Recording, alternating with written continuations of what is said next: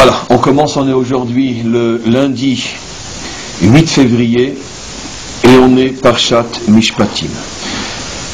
Donc je ne peux pas m'empêcher de reprendre peut-être la notion la plus extraordinaire qu'on a déjà abordée ce matin dans le cours du matin, dans un autre cours, où on a expliqué en montrant une fois de plus le génie de la langue sainte, de ce qu'on appelle le Lashon HaKodesh, où son génie est dans ce sens que les mots, les lettres, mais surtout les mots, sont porteurs de messages qui en soi suffisent pour finalement approfondir presque jusqu'à l'infini les notions contenues dans chaque mot.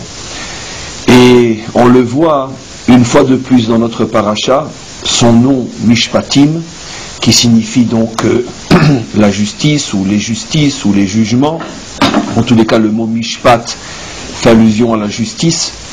Et donc j'ai expliqué ce matin que le génie de l'hébreu se retrouvait une fois de plus dans ce mot, puisqu'il y a en hébreu deux mots qui apparemment n'ont pratiquement rien à voir l'un avec l'autre, deux mots qui s'écrivaient en tout point de la même manière, tant au niveau des lettres qu'au niveau des voyelles. Vous savez qu'il y a pas mal de mots qui ont les mêmes racines, les mêmes lettres, mais pas forcément la même prononciation, c'est-à-dire les mêmes voyelles, comme le mot chalav et le mot chelev. Le lait et la graisse, c'est les mêmes lettres, mais pas la même ponctuation, donc ce qui fait qu'il y a quand même une différence, bien qu'il faut se demander pourquoi c'est les mêmes lettres, il y a forcément un lien, peu importe. Mais quand on trouve un mot qui est à la fois, deux mots qui sont absolument identiques, tant au niveau des lettres qu'au niveau des voyelles, c'est déjà une indication énorme. Quel peut être le message? Et quels sont ces deux mots qui sont en tout point identiques?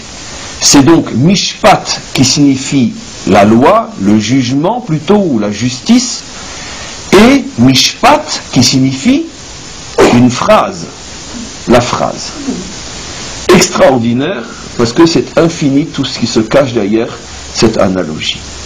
Donc, lorsque je dis une phrase en hébreu, je dis Mishpat, et lorsque je dis justice en hébreu, je dis aussi Mishpat.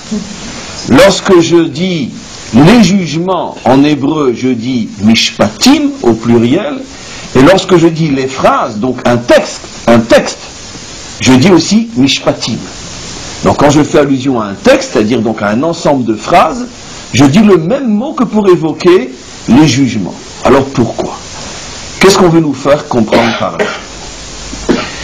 On veut nous faire comprendre par là la chose suivante, c'est que généralement quand un homme écrit une phrase, ou dit une phrase, puisque c'est pas seulement écrire, mais c'est aussi parler, une phrase a pour but essentiel d'exprimer, de dévoiler, de faire connaître et de faire comprendre une intention. Même lorsque l'homme pense à l'intérieur de lui-même, ses pensées s'organisent aussi sous forme de phrases structurées, sauf qu'il est seul à les entendre à l'intérieur de lui-même. Mais à partir du moment où je dévoile quelque chose, soit à moi-même, soit à autrui, je suis obligé de passer par une phrase. Donc la phrase est la structure fondamentale qui permet que se produise un dévoilement, soit à soi-même par le biais de la pensée, soit à autrui par le biais de la parole ou de l'écriture. Donc on peut bien sûr se poser la question, et pourquoi la justice s'appelle phrase? Donc il est clair que l'intention est de nous montrer que normalement, et c'est peut-être